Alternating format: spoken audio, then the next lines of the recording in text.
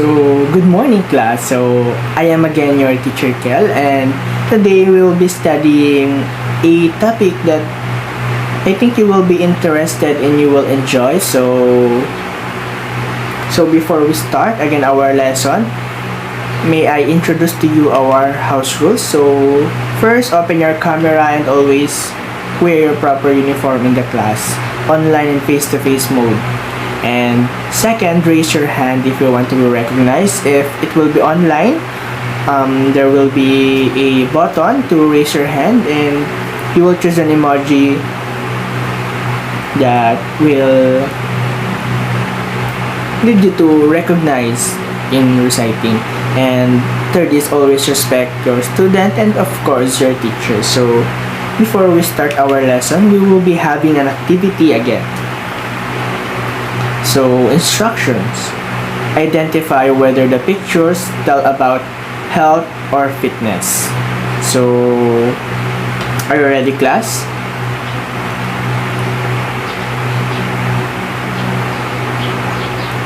Okay. So, here's the first picture. What do you think is all about in this picture? It is health or fitness? Yes, Mr. Shazon? You are correct. It is all about health. And for the second picture, any idea? Yes, Roseanne?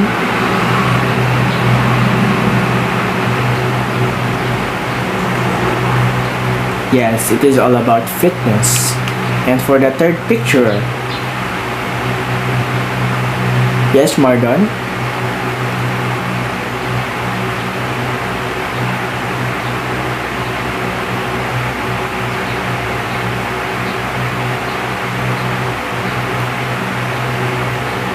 Yes, it is all about health. You are correct. And for the fourth picture, Louis?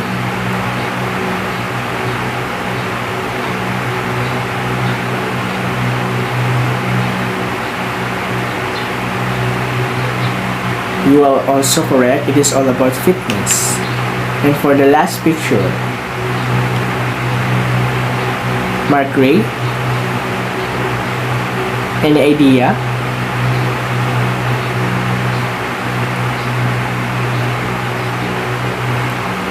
Yes, it is all about health. So, based on the activity class, what do you think is our lesson for today? Yes, Rustica?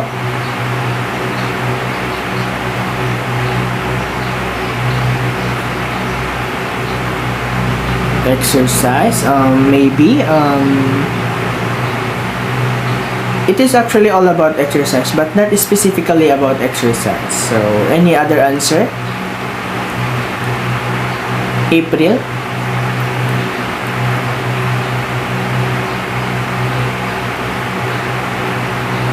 Physical fitness. So also it is all about physical fitness but not specifically about physical fitness only. So there are other answer. So any guess?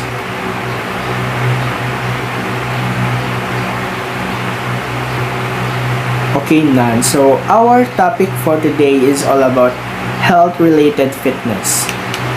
So before we discuss about the health related fitness, we will define first what is health. So health, according to WHO or World Health Organization, health is a state of complete physical, mental, and social well-being, and not merely the absence of disease and infirmity. So, when we say complete physical, mental, social, and social well-being, ito yung mga aspect na nagdi-describe kung healthy ka bang tao or fit kang tao. Hindi lang siya makikita sa physical, kung yung may abs ka ba or may biceps ka ba or whatever, nagdi-gym ka ba. So, it will not describe you actually kung fit ka na talaga or healthy ka. So, health includes physical, mental, and social well-being. So, kung healthy ka dun sa tatlong yon, you are actually physically fit, mentally fit, and socially fit. you are healthy. So we will also define the fitness, and fitness is one's ability to execute daily activities with optimal performances, endurance and strength with the management of disease, fatigue, and stress, and reduce sedentary behavior. So yung fitness daw is all about kung paano mo na-execute yung daily activities mo, kung paano mo siya ginagawa, kung gaano kalala yung ginagawa mo everyday. So that is all about fitness. So to compare the health and fitness, so health is all about physical, mental, and social well-being of a person, and fitness is all about your daily activities that you will execute every day. So we will be tackling about the health-related fitness. So the first is muscular strength. What is muscular strength? So muscular strength is the amount of force you can put out or the amount of weight you can lift. So example of muscular strength na ginagawa or activities or exercise or training is yung weightlifting. Yung kilala niyo ba si Heidelin Diaz class? So she is an example of a weightlifter. Ang ginagawa niya is muscular strength. Yung amount ng force na pinuput niya dun sa binubuhat niya. So that is one of example of muscular strength. So any other example except for what I have given? Yes, Rustico?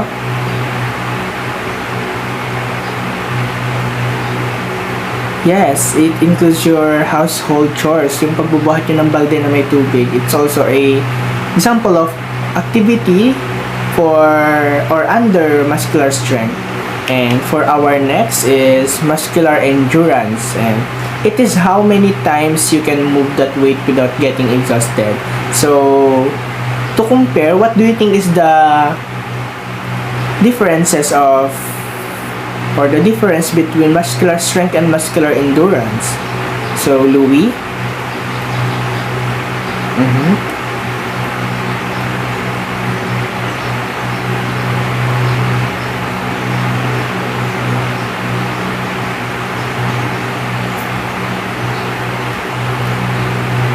So, Louis is actually right. Ang muscular strength daw, based kay Louis, yung lakas na pinuput mo sa isang object na binubuhat mo, while the muscular endurance, kung gaano mo daw katagal kayang tiisin or buhatin yung isang bagay. So Louis is actually right. Muscular strength is all about the force or the power you can put into the objects that you are lifting, and muscular endurance is all about the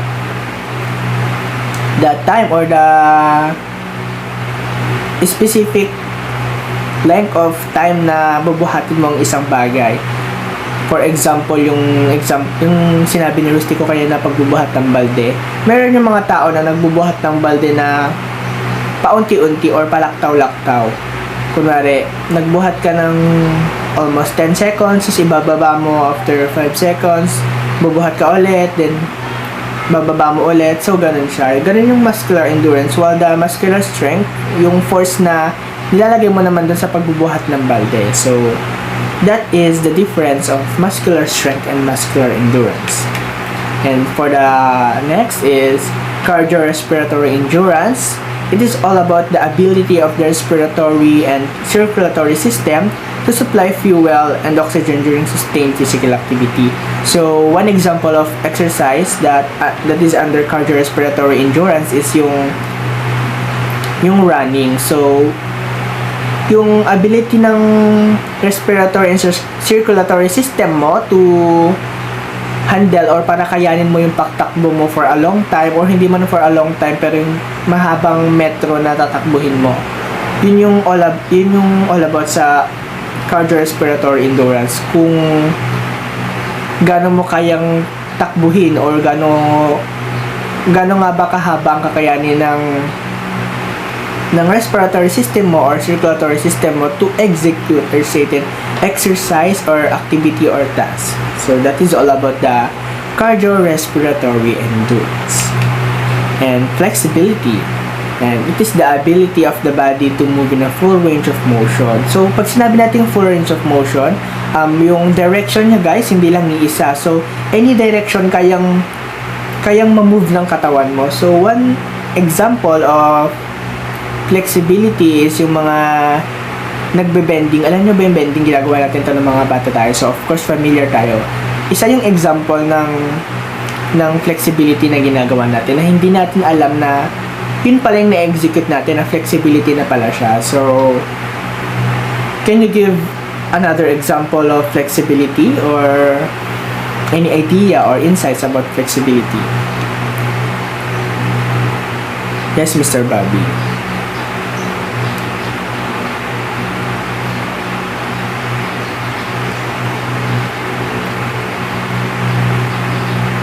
Yes, so Mr. Bobby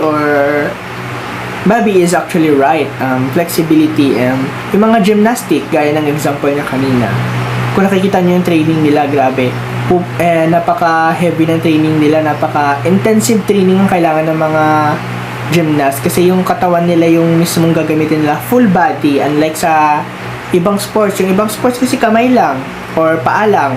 Yun lang yung madalas na ginagamit nila to execute or to play the game or to execute the task, the performance, the activities, yung daily activities. Pero yung gymnast, full body ang ginagamit nila, yung head, magsimula sa head, hanggang sa pinaka dulo ng paa nila, ginagamit nila to execute or to perform. So, Mr. Bobby has given a good or actually excellent example siya ng flexibility. Lahat ng flexibility na exercise makikita mo na sa isang gymnast or sa gymnastic na sport. So next is the body composition. It is used to describe the percentage of fat, bone, and muscles in human body. So body composition is all about the content of your body, kung gano'n mga ba karami yung fat sa katawan mo, kung ano nga ba yung kinocompose ng bone mo, yung muscles mo sa katawan mo. So, that is all about the body composition. So, to generalize our topic, we discusses about the definition of health and fitness, and next, we discuss about the muscular strength, the muscular endurance, the cardiorespiratory endurance, the flexibility, the body composition. So, those terminologies is used to actually perform a health-related fitness. So, I hope you have learned something. So, to generalize more our topic and to give insight or to add up information, may I call on one representative of our class to describe each components of health-related fitness that we have discussed. So may I call on Trisha Banataw to please summarize our topic for today. Each component.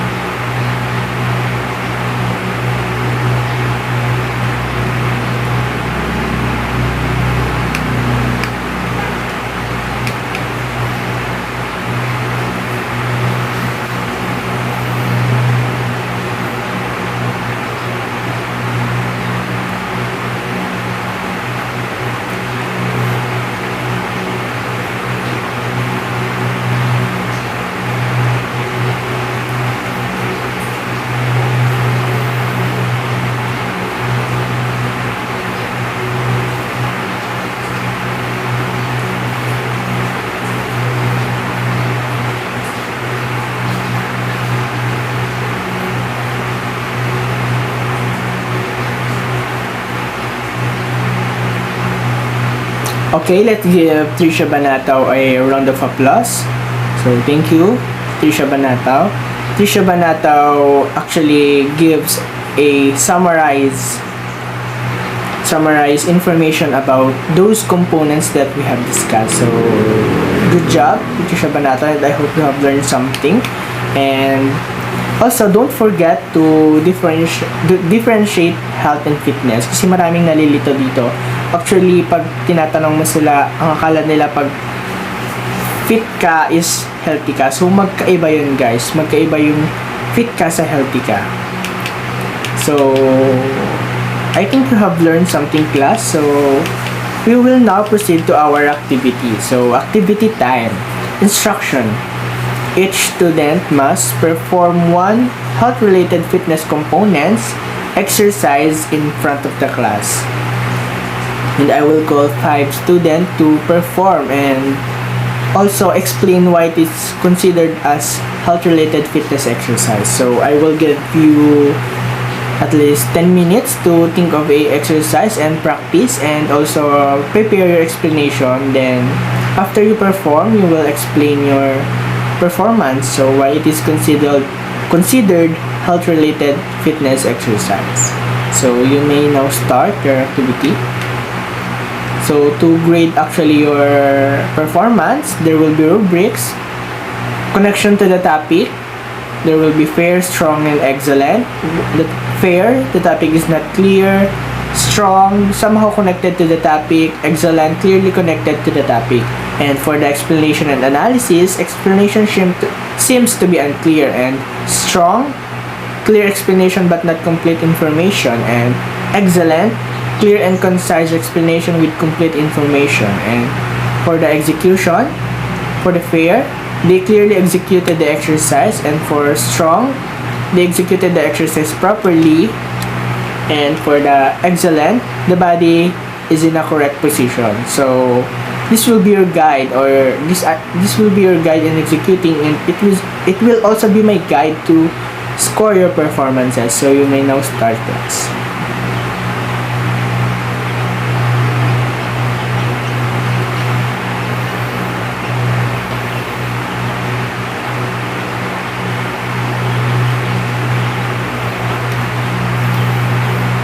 Remember yung gagawin yung health fitness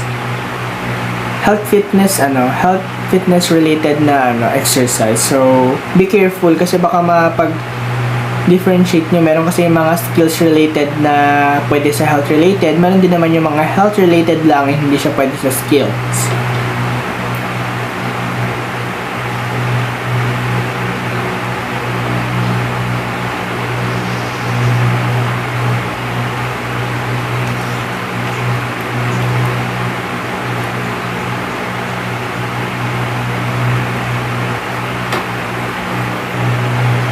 So I think you already done with your performances, and please settle down, class, and we will start the performance of your activity. So may we start with Rustico Bacani.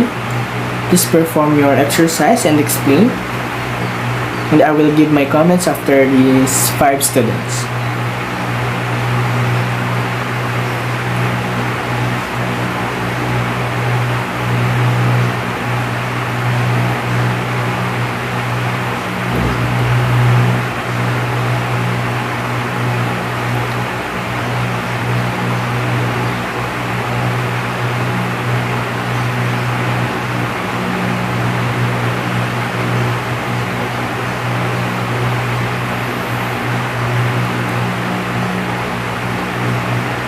Okay, thank you, Mr. Bacani. Next is Mardon Bastisoriano. Perform your exercise and explain.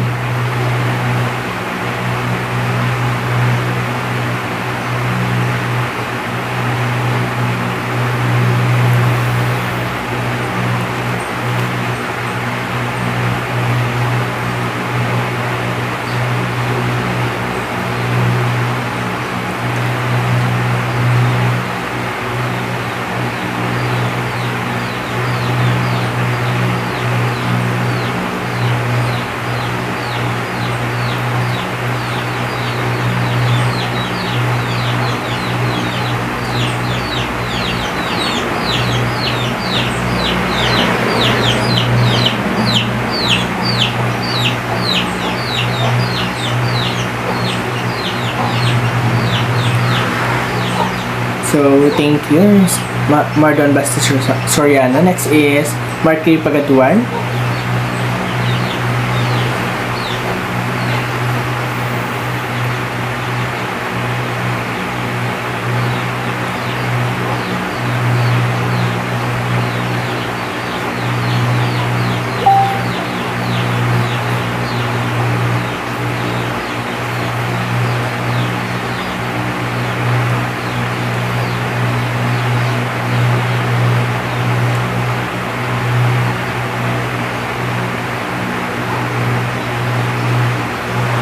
So, thank you, Marky Pagatuan. Next is Joanna Jose.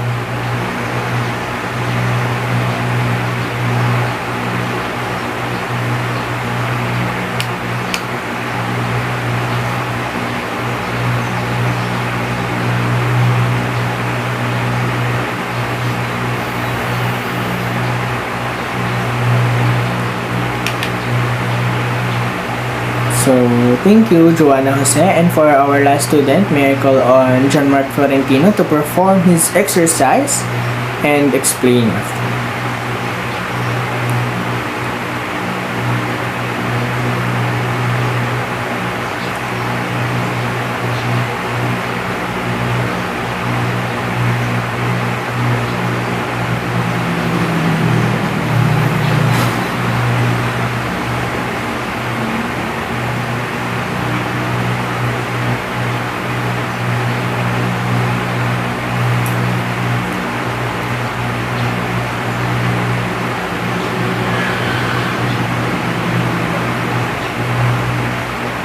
So, thank you, Mark John Florentino, and may I commend these students who performed very well, and I will give my comments. So, for Rusticot, it's actually good that you incorporate exercise that is actually related to health fitness components. And this exercise is actually helpful for you to have a healthy body. So, I think you should practice it every day. And for Mr. Mardon Bastis Soriano, you actually did a health fitness exercise